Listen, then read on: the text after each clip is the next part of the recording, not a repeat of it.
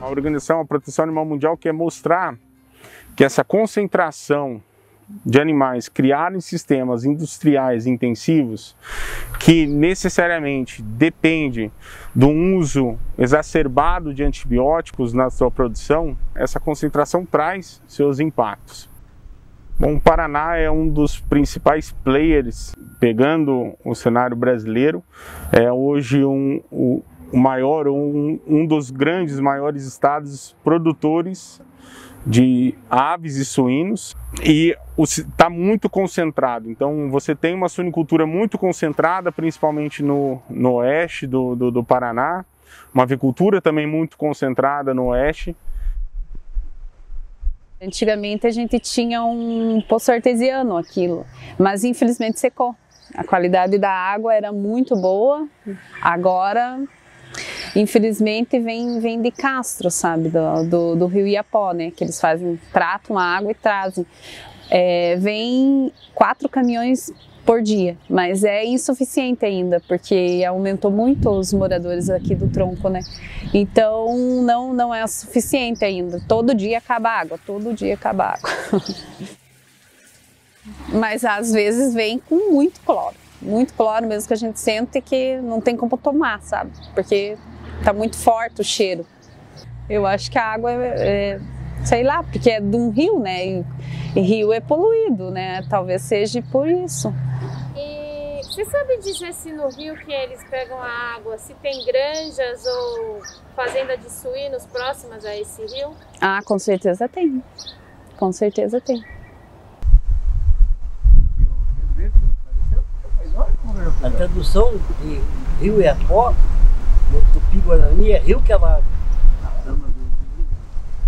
E tem muita granja e criação de suíno na região, né? Mas eles têm tomado cuidado de fazer lagoa de contenção e de não jogar os resíduos dos suínos na natureza. Eles reaproveitam na agricultura. Assim. Qual é a relação de vocês com a água? Nós tomamos da torneira. Ela é limpinha, não tem... Nunca tivemos caso dela vir naqueles lugares que vem suja, né? Aqui não. A água é boa.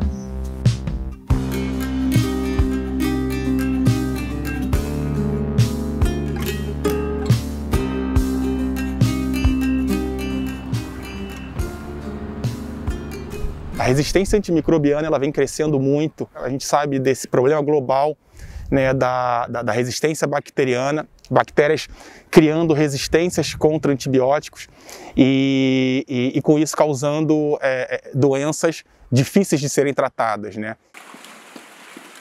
Trazendo para a realidade da produção suína, quando o animal ele é desmamado precocemente, quando o animal passa por alguma mutilação, ou quando o animal tem algum desafio no seu bem-estar, esses antibióticos eles são utilizados justamente para prevenir que eles venham desenvolver alguma doença, né? Então esses antibióticos são utilizados de forma oral, na água ou na ração, em doses baixas, para prevenir que esses animais venham a ficar doentes. Uma outra forma de utilização também que é muito controversa e que já é provado que também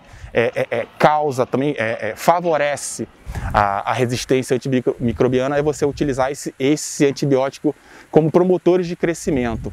São antibióticos que também são usados em baixas dosagens, justamente para modular a flora intestinal, para que esses animais eles tenham um ganho de peso, eles tenham uma eficiência na conversão alimentar maior. Então essas duas formas de utilização de antibiótico, tanto da forma profilática, preventiva, quanto a forma como promotor de crescimento, propiciam muito que essas bactérias venham a apresentar resistência aos antibióticos que estão sendo utilizados. Da criação, jogam na horta e depois já ficam plantando logo verdura e coisa ali, né? Sem curtir esse esterco. E quando está sem curtir, claro que vai na planta e depois a pessoa, às vezes num restaurante, comendo uma linda alface, mas, né, está contaminado através desse esterco. A fossa, no caso, é céu aberto, né? As fossas de suíno. Por isso que já tem esses caminhão para estar puxando, né? Para estar esvaziando essas fossas, né? No caso, é só o líquido, né? Que eles mandam para essa fossa. E daí eles vão esgotando, né? Conforme ela vai enchendo, vão esgotando, vão jogando nas lavouras, né? Que é o que o seu marido faz. Isso, aham. A senhora tem alguma preocupação em relação à saúde dele por causa desse trabalho? Olha, eu acho que não, porque ele usa máscara, né? Por causa do cheiro. E eu acho que nesse ponto não tem.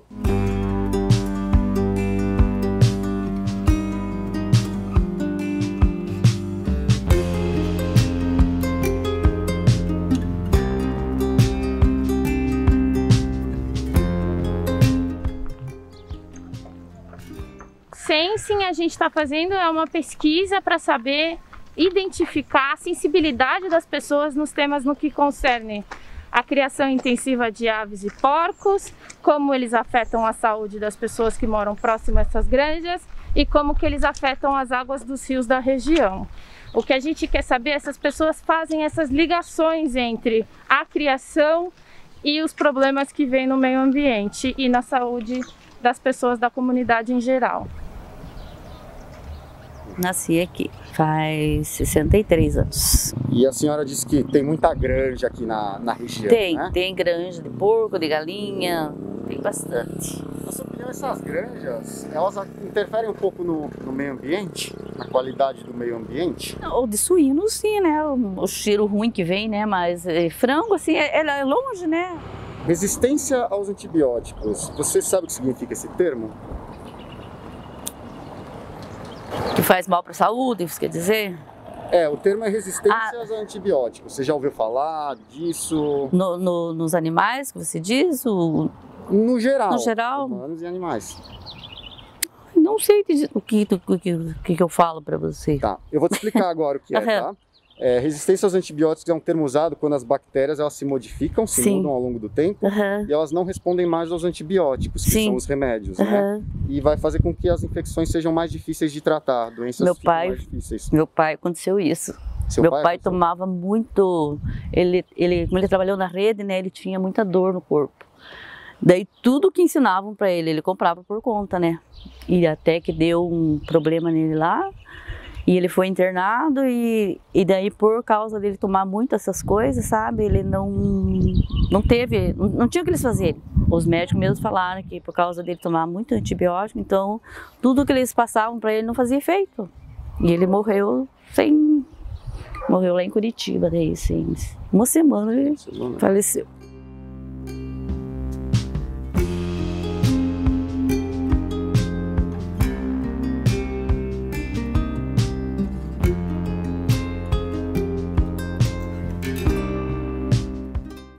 Não tinha emprego para as pessoas, né? Como eu te falei, o único emprego era em Canimbi, né?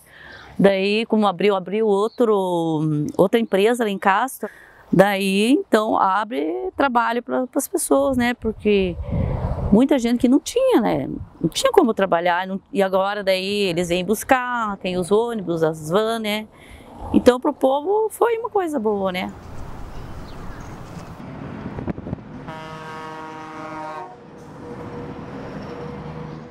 Quem morava no sítio estava sofrendo no sítio, né, cara? Veio para a cidade, então...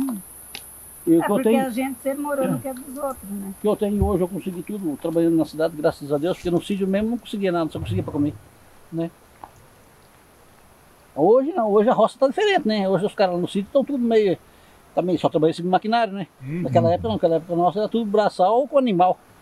Antigamente não tinha, mas agora tem. Agora é pouca propriedade que não tem aviário aí, hein? Aviário, chiqueirão. Pouca propriedade que não tem. E vocês acreditam que essa produção tem algum impacto no ambiente? Eu creio que não, né, cara? Eu acho que não prejudica nada, não. Né? O cara ele não descartando no rio para fazer isso aqui, ó. Eu acho que o problema não tem problema, não. Agora o problema eu acho que tá feio isso aqui, né? Talvez estão lavando algum chiqueiro, ou talvez tenha alguma empresa por aí que a gente não sabe, né? Marmoraria, alguma coisa, não sabe. Porque a água é muito suja. Porque lá embaixo na usina de Ouro Verde não existe essa escuma aqui.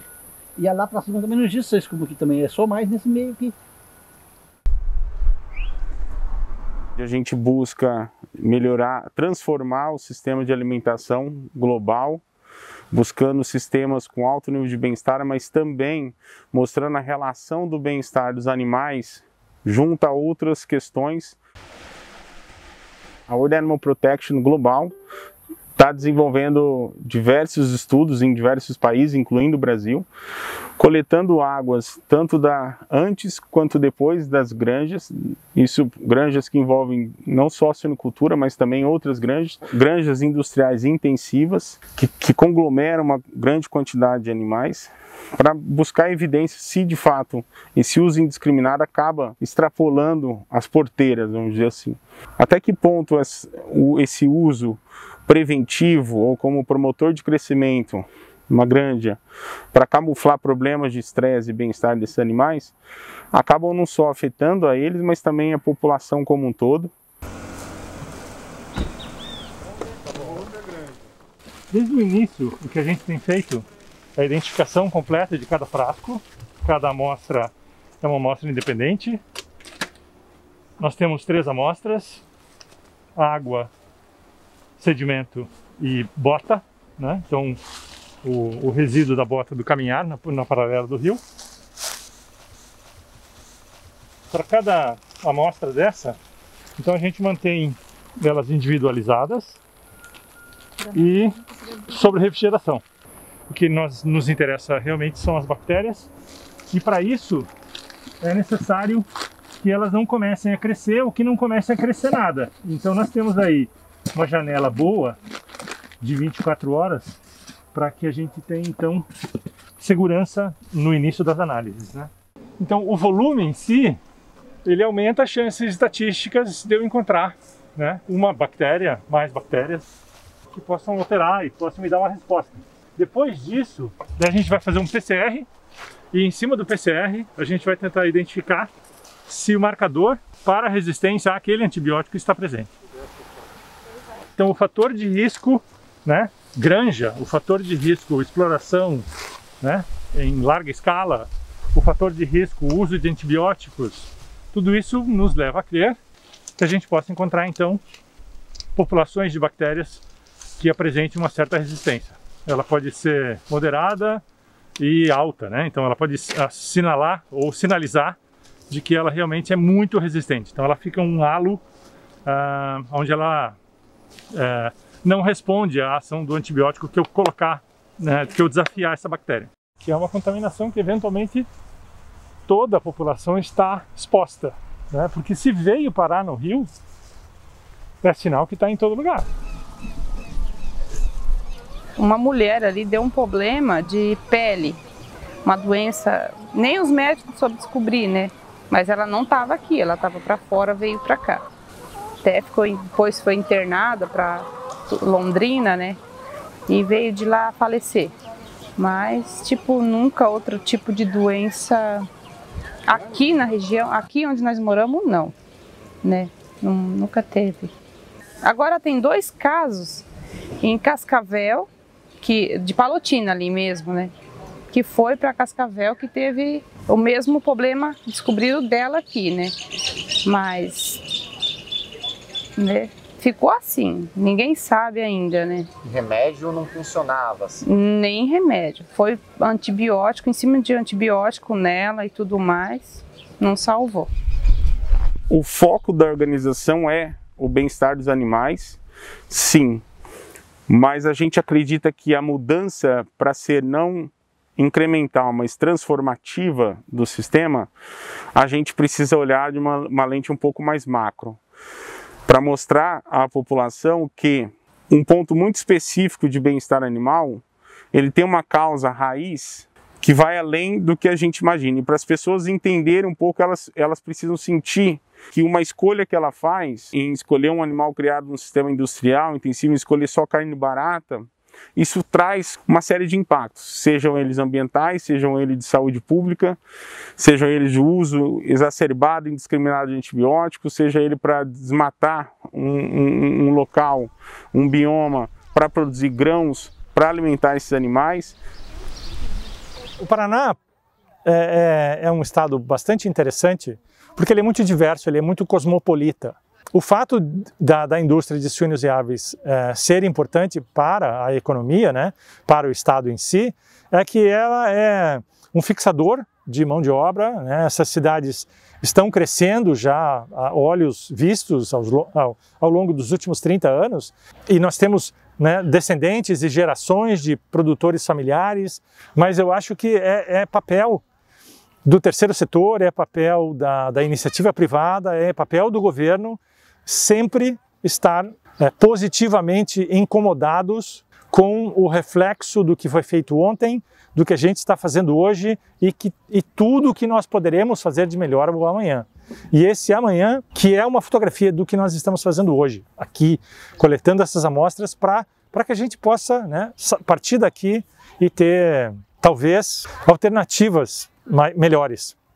Esse trabalho de coleta e ciência, ele seja o primeiro passo para que a gente consiga delimitar e pensar no futuro o bem-estar único, né? Onde a gente consegue atrelar o bem-estar dos animais, criando os animais com altos níveis de bem-estar animal. Então a gente, consequentemente, não precisaria utilizar toda essa quantidade de antibióticos de forma preventiva, nem como promotores de crescimento. A gente reduziria muito a criação de bactérias multiresistentes. Nós poderíamos trabalhar com resposta imune dos animais, né? Nós poderíamos trabalhar com a seleção de animais mais tolerantes às infecções, nós poderíamos trabalhar com o estímulo dessa resposta imune, tanto inicial, né, dando a ele capacidade de responder, que seriam os probióticos, ou os pré-bióticos, que seriam componentes na ração que combateriam diretamente.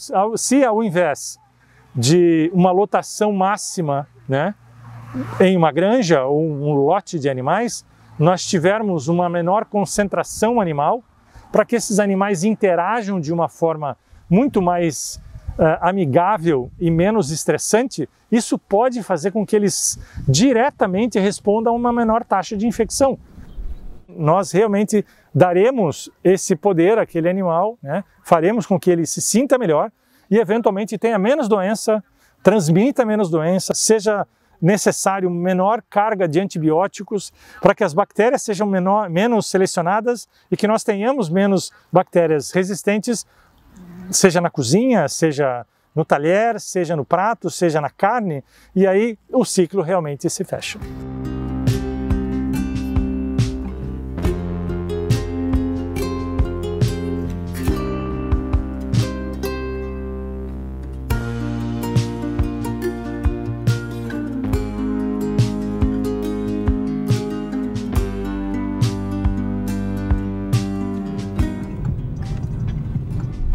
Acho que o nosso papel é um papel educacional.